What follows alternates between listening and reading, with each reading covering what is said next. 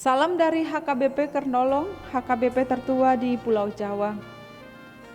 Bapak Ibu Saudara yang terkasih, sebelum kita memasuki peraduan malam, marilah kita sejenak mendengarkan firman Tuhan. Kita berdoa.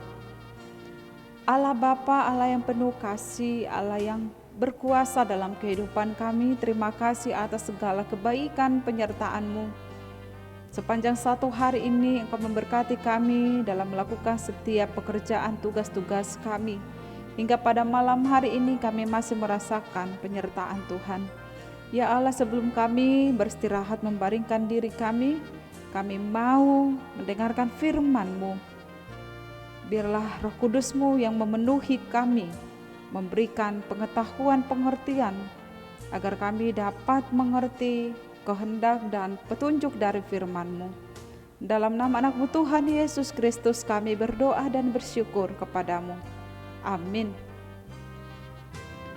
Firman Tuhan yang menjadi renungan bagi kita pada malam ini sesuai bacaan malam dalam Almanak HKBP, yaitu dari Yosua 3 ayat 1 hingga ayat 17.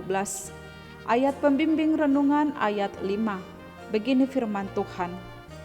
Berkatalah Yosua kepada bangsa itu, kuduskanlah dirimu, sebab besok Tuhan akan melakukan perbuatan yang ajaib di antara kamu. Demikian firman Tuhan. Ada rahasia besar di balik peristiwa sebelum bangsa Israel menyeberangi sungai Yordan menuju tanah perjanjian, yaitu tanah Kanaan. Yosua memberi perintah kepada para pengatur pasukan dan memberi perintah kepada bangsa Israel. Perintah itu adalah saat tabut perjanjian diangkat oleh para imam, yaitu suku Lewi, mereka atau bangsa Israel dilarang untuk mendekatinya. Antara bangsa itu dengan tabut itu harus ada jarak kira-kira 2000 hasta. Satu hasta sekitar 45 cm. Atau boleh dikatakan 2000 hasta ini sekitar 9000 meter. Tabut perjanjian adalah lambang kehadiran Tuhan atau penyertaan Tuhan. Dengan kata lain, mereka harus berjalan dengan memperhatikan agar tetap dapat melihat tabut perjanjian tersebut. Sebab tanah yang akan mereka tempuh itu belum pernah dilalui. Apa maksud perintah ini disampaikan oleh Yosua kepada pengatur pasukan atau kepada seluruh bangsa itu? Perintah ini disampaikan adalah bahwa dalam perjalanan mereka menuju tanah perjanjian itu merupakan sesuatu yang rahasia yang belum diketahui bagaimana kondisi atau keadaan yang akan mereka jalani.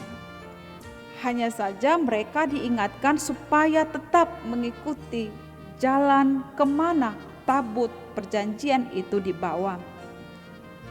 Tabut perjanjian dibawa berjalan di depan bangsa dan bangsa turut mengikutinya. Dengan demikian, mereka dapat melewati segala rintangan dalam perjalanan, termasuk menyeberangi sungai Yordan. Apa yang terjadi saat menyeberangi sungai Yordan? Yaitu suatu mukjizat ketika pengangkat tabut itu mencelupkan kakinya ke dalam air sungai itu, maka berhentilah sungai itu mengalir menjadi seperti bendungan, sehingga bangsa dapat menyeberanginya. Sungguh penyertaan Tuhan berkuasa menyertai bangsa itu, asal mereka mau mengikuti perintah dan taat kepada apa yang disampaikan pemimpin mereka, yaitu Yosua. Mereka taat akan perintah yang disampaikan oleh pemimpin Yosua. Mengikuti petunjuk dan perintah Allah tentu harus menjaga diri, menyucikan diri, menjauhkan dari hal-hal yang bertentangan dengan firman Tuhan, dan mau turut dan taat akan firman-Nya, agar dapat melihat perbuatan-perbuatan ajaib yang Tuhan nyatakan. Sahabat renungan malam Shalom, menjalani hidup di tengah dunia ini, kita pun sangat memerlukan tuntunan dan penyertaan Tuhan melalui Roh Kudus-Nya. Mengapa? Sebab kita tidak tahu apa yang akan terjadi di depan kita. Hari esok atau hari yang akan datang, tidak ada seorang pun yang tahu apa yang akan terjadi.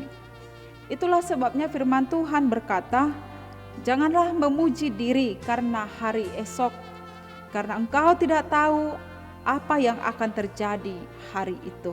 Tak seorang pun yang tahu akan apa yang terjadi hari esok, karena kita belum melewatinya. Jika kita berjalan sendiri, mengandalkan kekuatan kita sendiri, pasti akan tersesat atau kaki kita akan terpelosok. Namun apabila kita mengikuti tuntunan Tuhan, kita pasti tidak akan salah atau tersesat. Kita harus menjaga agar Tuhan tetap dapat terlihat oleh mata rohani kita. Mengikuti pimpinan Tuhan memang terkadang tidaklah mudah, terkadang menyakitkan, sulit bagi kita. Karena itu kita harus mematikan segala keinginan daging dan segala yang jahat dalam diri kita. Seperti yang diharapkan oleh renungan dari firman Tuhan ini, agar kita menguduskan diri, menyucikan diri, menjauhkan diri dari hal-hal yang jahat, dari perbuatan-perbuatan yang bertentangan dengan firman Tuhan.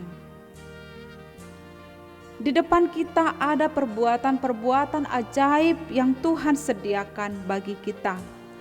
Untuk sampai ke sana, Tuhan ingin agar hidup kita hidup dalam kekudusan, hidup bersih, tidak bercela. Segala kenajisan yang berasal dari dalam diri kita, segala perbuatan dosa, mari kita tinggalkan, buang segalanya. Mari kita jauhkan, sehingga jalan-jalan hidup kita akan terus dituntun dan disertai Tuhan menuju kepada janjinya yang akan Ia nyatakan. Amin. Mari kita berdoa. Terima kasih Tuhan untuk firman-Mu yang mengingatkan kami untuk hidup dalam kekudusan.